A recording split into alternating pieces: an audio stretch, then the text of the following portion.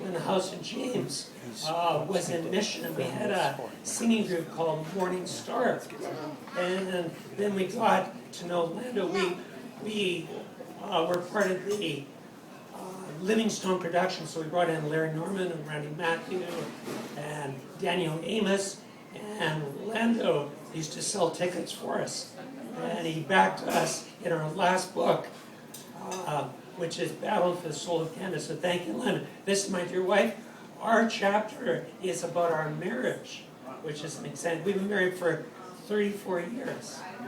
34 years. So tell us about the chapter, Janice. Okay, so I'm just going to read a couple of pages. The first thing is quite amazing. It's called, When You're Understood, You Can Put Up With Almost Anything. Inside the heart of each and every one of us, there is a longing to be understood by someone who really cares. When a person is understood, he or she can put up with almost anything in the world. Ed penned those words in 1991 in the column that he regularly wrote for a local newspaper in North Vancouver, British Columbia. As a priest, he used these columns for 23 years to reach out to the wider community beyond the church doors. However, he had no idea how far outside his local sphere of influence these words had traveled. His columns are printed in a community newspaper, but he also posts them on his blog. When he did a recent Google search of the internet, he discovered he had 19,000 links to that column. I was amazed, he said, to discover that those words have been posted on thousands of strangers' blogs, social networking pages, and romance-oriented websites. For all he knew, they'd been quoted in hundreds of essays or sermons too. So then Ed says, I believe that one of our deepest needs is to be truly understood. Some of us mistakenly think this is impossible. We're convinced that our concerns and problems are so unique that will be misunderstood by outsiders forever. Yet, there are always others who've gone through similar problems and can stand with us if given a chance. Many of us hope that if we get married, our partner will automatically understand us. When that doesn't happen, we become even more frustrated. Dr. Cecil Osborne, counselor and author of The Art of Understanding Your Mate, once said, marriage is the most rewarding and the most difficult relationship known to man. Before Ed's spiritual breakthrough at the age of 17 during the 1970s Jesus movement, he viewed marriage as just a piece of paper. But when he became a believer and started reading the Bible, he discovered that God invented marriage and that God believes in it. Therefore, marriages are worth fighting for.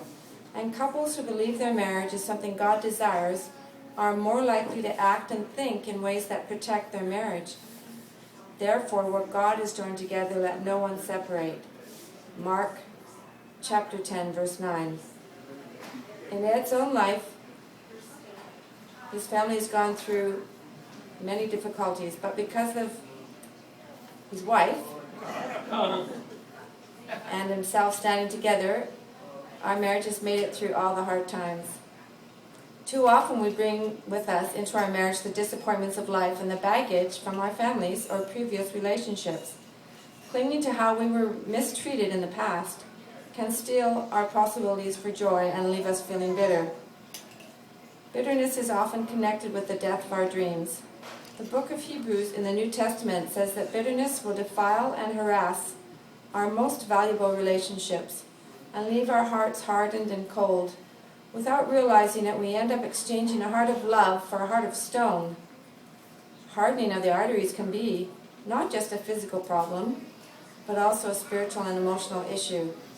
While one of the most common sources of conflict in marriage is problems with the in-laws, Ed was blessed with the gift of the mother-in-law whom God granted him. Actually, my mother Vera found Ed before I did.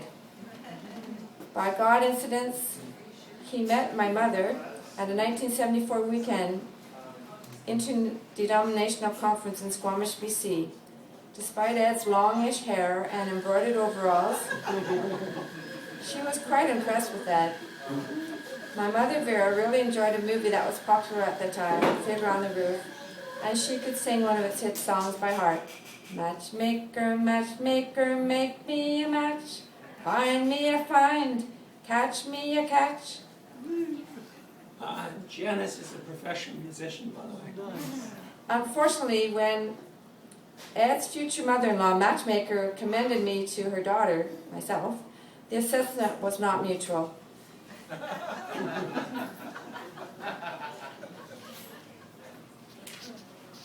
Janice and Ed had attended the same high school in grade 12, and we all know what familiarity can breed.